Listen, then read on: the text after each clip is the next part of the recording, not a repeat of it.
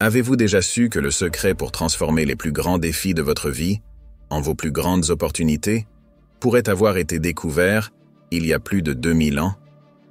Imaginez faire face aux tempêtes de la vie avec un calme si puissant que rien ne pourrait ébranler votre paix intérieure.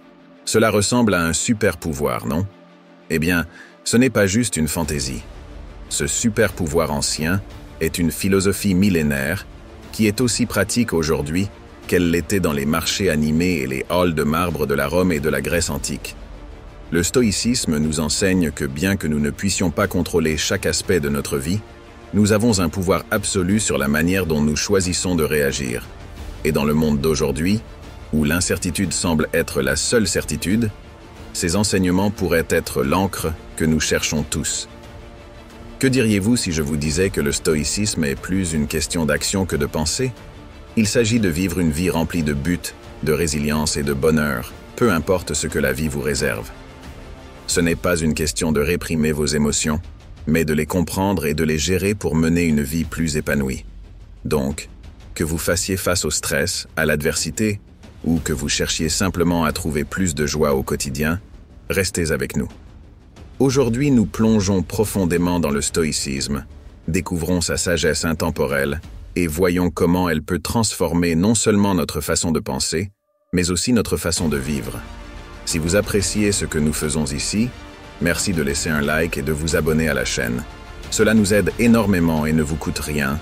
Et croyez-moi, vous ne voudrez manquer aucune partie de ce voyage que nous entreprenons ensemble aujourd'hui. Allons-y. Vous êtes-vous déjà retrouvé coincé dans les embouteillages, fulminant à cause du retard, ou à faire défiler votre téléphone seulement pour vous énerver à cause d'un commentaire négatif laissé par quelqu'un sur votre publication? Cela arrive aux meilleurs d'entre nous. C'est presque comme si notre vie quotidienne était remplie de ces petits tests, défiant notre humeur et notre tranquillité d'esprit à chaque tournant. Mais voici une perspective révolutionnaire du monde du stoïcisme qui peut renverser toute cette frustration. Le stoïcisme, cette incroyable philosophie qui remonte à la Grèce et à la Rome antique, nous offre cet outil puissant, se concentrer sur ce qui est en notre contrôle. Le grand philosophe stoïcien Épictète a dit un jour: « Ce n'est pas ce qui t'arrive, mais comment tu réagis qui importe. » Réfléchissez à cela un instant. Les embouteillages, le mauvais temps, les commentaires négatifs, tout cela est hors de notre contrôle. Nous ne pouvons pas les changer, peu importe combien nous le souhaiterions. Ce que nous pouvons changer, cependant, c'est la manière dont nous réagissons à ces événements. Cette idée n'est pas seulement une sagesse ancienne, elle est aussi soutenue par la psychologie moderne. Carl Jung, un géant dans le domaine de la psychologie, a fameusement déclaré « Je ne suis pas ce qui m'est arrivé, je suis ce que je choisis de devenir ». Cela s'aligne parfaitement avec la pratique stoïque. Il s'agit de reconnaître que le seul vrai pouvoir que nous avons est sur nos propres réactions, pensées et actions. Détaillons un peu cela. Disons que vous êtes dans cet embouteillage, en retard pour une réunion importante. Vous pouvez passer ce temps à bouillir de colère, à klaxonner et à stresser, ce qui, soyons honnêtes, ne fera pas avancer les voitures devant vous plus rapidement. Ou vous pouvez prendre une profonde inspiration, accepter la situation et peut-être utiliser ce temps pour écouter un podcast, un livre audio ou simplement profiter de la musique. Les embouteillages n'ont pas changé, mais votre réponse à la situation, oui. Et avec ce changement, vos niveaux de stress diminuent et votre journée devient un peu plus lumineuse. Ce principe stoïque de se concentrer sur ce que nous pouvons contrôler s'étend bien au-delà de la gestion des embouteillages ou de la météo. Il s'applique à nos objectifs personnels, à nos réactions envers les autres et à notre approche des obstacles dans la vie. Comme nous le rappelle Marc Aurèle, une autre figure importante du stoïcisme, tu as pouvoir sur ton esprit, non sur les événements extérieurs. Réalise cela et tu trouveras la force. Alors, la prochaine fois que vous vous retrouvez à vous énerver à propos de quelque chose hors de votre contrôle, souvenez-vous de ces sages paroles de nos amis stoïciens. Demandez-vous, est-ce que c'est sous mon contrôle? Si ce n'est pas le cas, laissez tomber. Concentrez-vous sur votre réaction, votre état d'esprit et vos actions. Ce simple changement peut avoir un impact profond sur vos niveaux de stress et votre bonheur général. Ce n'est pas toujours facile, mais cela vaut la peine de le pratiquer tous les jours. Rappelez-vous, il s'agit de progrès, pas de perfection. Et alors que nous apprenons à nous concentrer davantage sur ce qui est en notre contrôle, nous nous retrouverons non seulement à survivre aux défis de la vie, mais à prospérer malgré eux. Le stoïcisme nous enseigne l'art d'embrasser les obstacles comme des opportunités. Cela peut sembler contre-intuitif, non? La plupart d'entre nous sont programmés pour voir les obstacles comme des barrières à notre succès et à notre bonheur. Mais les stoïciens comme Marc Aurèle, Sénèque et Épictète renversent ce récit. Ils nous disent que lorsque la vie nous lance une balle courbe, au lieu de demander « pourquoi moi ?», demandez-vous « qu'est-ce que je peux apprendre ?» C'est un changement de perspective radical. Marc Aurèle, l'empereur romain et philosophe stoïcien, a écrit dans ses écrits personnels « Ce qui fait obstacle à l'action la fait avancer.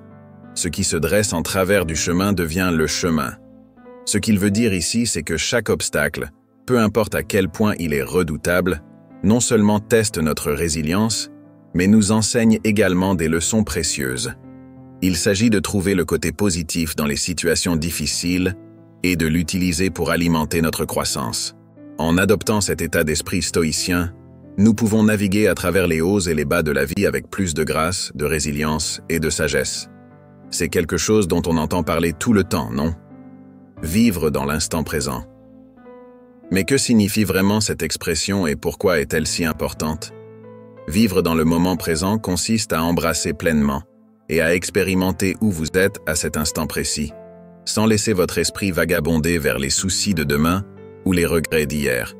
Il s'agit de réaliser que la vie, avec toute sa beauté, ses défis et ses surprises, se déroule dans le présent.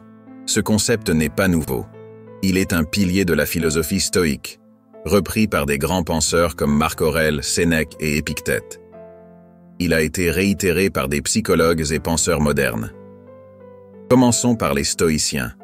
Marc Aurèle a dit un jour « Ne demeure pas dans le passé, ne rêve pas du futur, concentre l'esprit sur le moment présent. » Il a compris que le pouvoir de vivre dans le présent réside dans sa capacité à nous ancrer, à clarifier notre esprit des distractions et à nous permettre d'apprécier la richesse de la vie telle qu'elle se déroule. Mais pourquoi est-il si difficile de rester présent? Nos esprits sont souvent encombrés de pensées, d'inquiétudes sur ce qui va suivre ou de choses qui se sont déjà produites. Ce bruit mental constant nous éloigne de la beauté et du potentiel de l'ici et maintenant. Comme l'a dit le célèbre psychologue Carl Jung, la moindre des choses qui a un sens vaut plus dans la vie que la plus grande des choses sans elle. Vivre dans le moment présent donne du sens aux petites expériences quotidiennes, enrichissant nos vies au-delà de toute mesure. Aristote parlait de l'importance d'être conscient du présent pour atteindre l'eudaimonia, un état d'être heureux, en bonne santé et prospère. Il croyait qu'en se concentrant sur le ici et maintenant, nous pouvions vivre une vie vertueuse, tirant le meilleur de notre expérience humaine. Alors, comment pouvons-nous pratiquer la vie dans le présent? Cela commence par la pleine conscience, l'art de prêter attention au moment présent sans jugement. Lorsque vous mangez, savourez chaque bouchée.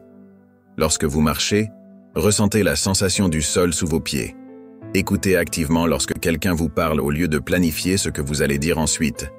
Ces simples actes de pleine conscience nous ramènent au présent, rendant nos vies plus riches et plus significatives.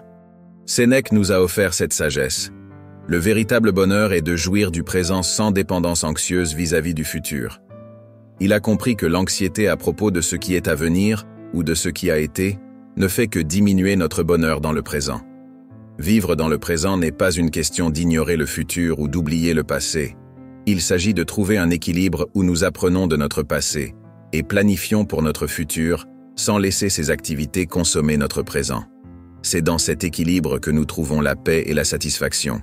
Rappelez-vous, chaque moment est une opportunité de se recentrer et de se concentrer sur l'instant présent. C'est dans le présent que nous vivons, aimons et créons des souvenirs. Alors, faisons un effort conscient pour être plus présents dans nos vies. Chérissons l'instant présent, car c'est là que la vie se passe vraiment. Je sais que le mot autodiscipline peut évoquer des images d'horaires rigides et d'une vie sans amusement, mais repensons cette image ensemble.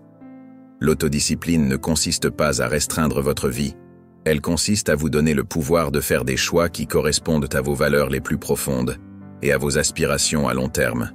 C'est choisir ce qui est bon pour vous, pas ce qui est facile sur le moment. Au cœur de l'autodiscipline, il y a la maîtrise de soi. Il s'agit de dire oui aux choses qui nous servent et non à celles qui ne le font pas, même lorsque c'est difficile. Réfléchissez-y, que ce soit pour respecter une routine d'exercice, économiser de l'argent au lieu d'acheter de manière impulsive, ou éteindre Netflix pour se concentrer sur un projet, ces choix ne procurent peut-être pas de satisfaction instantanée, mais ils ouvrent la voie à une satisfaction et à un succès à long terme. La philosophie stoïcienne a beaucoup à dire sur l'autodiscipline. Marc Aurèle, l'empereur romain et philosophe stoïcien, a écrit « Tu as pouvoir sur ton esprit, non sur les événements extérieurs. Réalise cela, et tu trouveras la force. » Cette déclaration puissante souligne l'essence de l'autodiscipline. Il s'agit de contrôler nos impulsions, nos émotions et nos actions, malgré les tentations et distractions extérieures que la vie nous réserve. Sénèque nous donne également des conseils sur le sujet. Il nous conseille d'être fermes et de contrôler nos désirs plutôt que d'être contrôlés par eux. Il comprenait que la véritable liberté vient de l'intérieur, de notre capacité à nous gouverner nous-mêmes et nos appétits. Mais pourquoi l'autodiscipline est-elle si cruciale?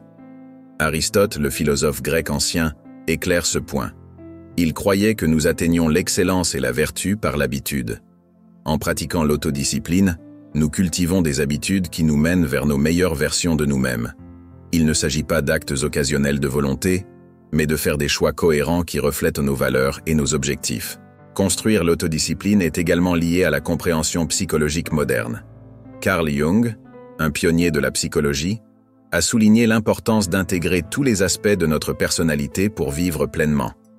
Cette intégration nécessite de l'autodiscipline, car nous devons naviguer entre les désirs des différentes parties de notre psyché, en choisissant des chemins qui contribuent à notre bien-être global et à notre croissance.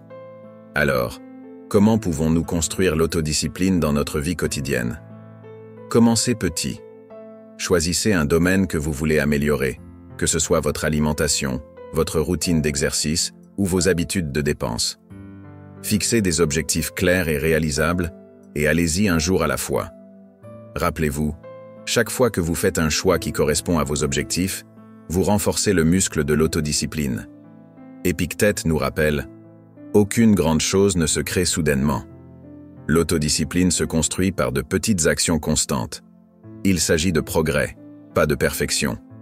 Chaque jour présente de nouvelles opportunités de pratiquer l'autodiscipline, de choisir des actions qui nous rapprochent de qui nous voulons être. Construire l'autodiscipline est un voyage. Il s'agit de trouver un équilibre entre ce que nous voulons maintenant et ce que nous voulons le plus. Il s'agit de faire des choix qui peuvent être difficiles sur le moment, mais qui nous rapprocheront de nos objectifs, du bonheur et de la paix à long terme. Engageons-nous donc dans ce voyage ensemble, en nous soutenant mutuellement pour choisir ce qui est juste, pas ce qui est facile. Rappelez-vous, dans le domaine de l'autodiscipline se trouve le chemin pour réaliser nos rêves et vivre une vie que nous aimons vraiment. Lorsque la vie nous lance ces défis, nous ressentons tous un tourbillon d'émotions. Ressentir de la colère, de la tristesse ou de la frustration fait naturellement partie de l'être humain. Mais voici le point crucial. Il ne s'agit pas seulement des émotions que nous ressentons, mais de la manière dont nous les gérons. C'est là que réside la magie de la résilience émotionnelle. Alors, que faire lorsque nous sommes en proie à de fortes émotions? Tout d'abord, donnez-vous la permission de ressentir. Reconnaissez vos émotions sans jugement. Ensuite, prenez du recul et essayez de comprendre ce qui a déclenché ces sentiments. Cette réflexion peut fournir des informations précieuses sur vos schémas émotionnels et vos déclencheurs. Épictète a dit « Ce n'est pas ce qui t'arrive, mais comment tu y réagis qui compte. » C'est un puissant rappel que nos réactions à nos émotions peuvent façonner nos expériences. Au lieu d'être réactifs, nous pouvons choisir de répondre d'une manière constructive et curative. Développer la résilience émotionnelle est un voyage.